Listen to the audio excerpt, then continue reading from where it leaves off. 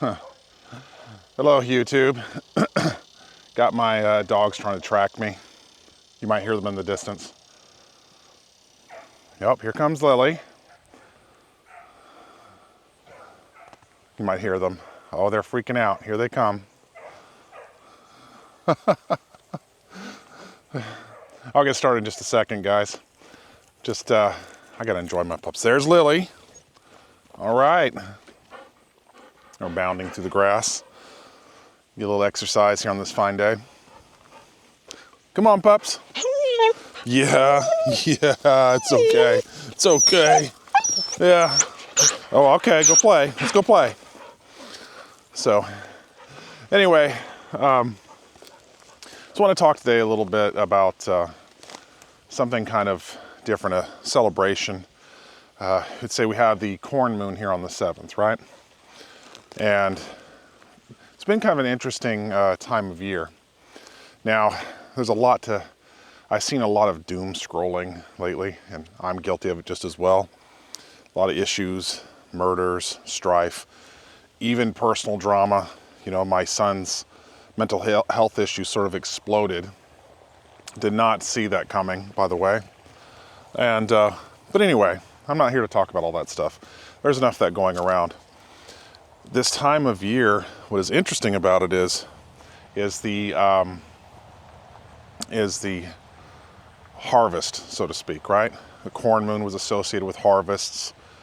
You might say that we are looking at maybe how ancient peoples appreciated the mother goddess, the mother earth, right? Mutter Jord, as I've heard reference to in the Germanic peoples. Frigg. We have these rituals this time of year that tend to match with appreciation for bountiful harvests. I think this month later you'd have like the German Oktoberfest, for example.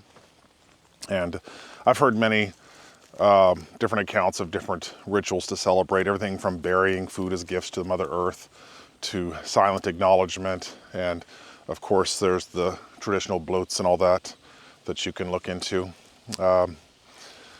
Anyway, I sort of had an impromptu blot the other day, kind of honoring this this Mother Earth for ease of use, however you want to call her, whether Frigg or what have you. And I was kind of getting creative. What could I leave as something as a very humble gift, you know? And so what I had was, I had a bunch of raspberries and I had these 3 bagels, and I set these bagels up, and I thought I'd make a nice little design as part of an impromptu altar outside dedicated to Frigg, right? So, and I'm not going to get into too many details about the ritual aspect of this. I think it's kind of a private thing. There are certainly archaeological and overall structured practices. Survive the Jive channel, Thomas on there. He had a great course. I took his course. It's wonderful. It's extremely detailed on more historically authentic ways to practice. That being said, I still think there's a personal element, a customizable, you know, how we show devotion or respect to others is somewhat unique. There's universal aspects, but yet there's something somewhat unique how we do this. Anyhow, so I was making this arrangement, if you will, if you want to call it that, and showing my acknowledgement for my appreciation for the bountiful harvests, for what the earth has given us, the prosperity, the bounty of things. And I kind of walked away and I was in deep thought, and I came back and I noticed that I made a shape, and a lot of raspberries that kind of look like red hair. 2 of the bagels look like nice large breasts, and I even had the red dots in the middle like the areola. This is kind of a subconscious thing I did, by the way. And of course the last one was kind of narrowed, almost vaginal, and hip shape even with the curvature. I was really kind of surprised by this sort of subconscious imprint, you know, and yeah, before you guys say, hey, just being horny and crazy, you know, I had to really think about this. I had to really think about what produces the bounty of the earth. Okay, now This might seem very simplistic to some of you, but the idea of fertility as inspiration, desire becomes bounty. Desire becomes bounty. Now, I don't want it to sound like that whole thing where there's this trend, I've seen it especially with a lot of young women, where they try to manifest things. They just will it into existence. I don't want to oversimplify something like that. There's my little dog. And I find it interesting because when we're talking about life, we're talking about life in general, there is always intention before there is life, before there is manifestation. And desire would be that example. We're talking about sexual desire, reproductive desire, whatever you want to call it. And it led me into a lot of brainstorming about what life is. What that means life would first have been an intention. It would have been a thing, a thought, a motive, however you want to define that. Some of you that get hyper scientific are going to be like, and it's part of the equation, the very nerdy, it's this hormonal concoction that causes blah, blah, blah. Yes, we understand that. The endocrine system kicks in, motivates you for lust. You see that big tittied woman who's perfect for fertility and you want to knock her up, right? Okay. A little crude and a little simple, but that's the gist of it. But I think there's more to it than just this cold, rational, analytical view of it.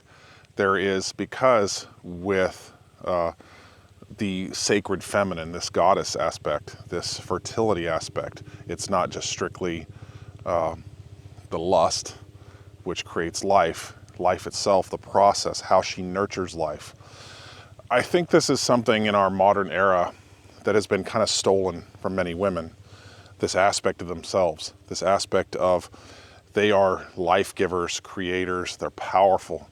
It's become unappreciated in this modern world of boss babe this and hyper, fourth wave feminism and what have you. They've sort of diminished the role of the mother as something lesser women do, that they should be out competing, they should put on the shoulder pads and act masculine, and they've been kind of brainwashed by this. And I'm not trying to jump into the arguments pros and cons of feminism. It just happens to be what it is. These women have been duped into believing that the natural act of fertility, and some men too, the very act of fertility is just given and innate and easy. You just give birth and you have children. It's so much more than that. How to nurture life, how to grow it, how to grow their mind, how to grow the familial bonds. Women produce. They also are, while men are destroying the world around each other through conflict and competition, women are often the glue, the social glue that holds things together. And I know that many of you out there are going to be like, well, they cause a lot of problems. There's negative aspects to this as well. I don't like to use toxic femininity or toxic masculinity. Those are nonsense words. Males and females can be toxic in unique ways. Okay, I'll leave it at that.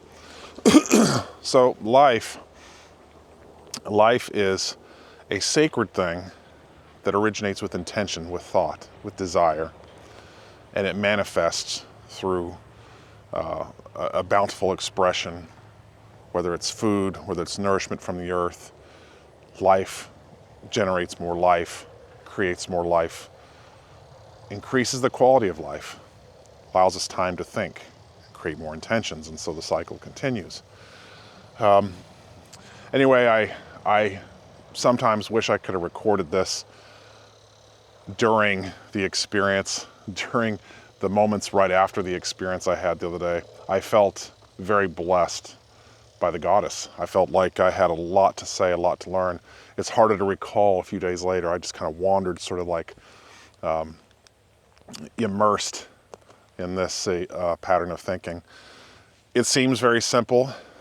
I would say it also has to, when it comes to life, and I don't mean to offend anybody here if you're in a homosexual relationship or anything like that, that life is only created one way, truly. There is male, there is female.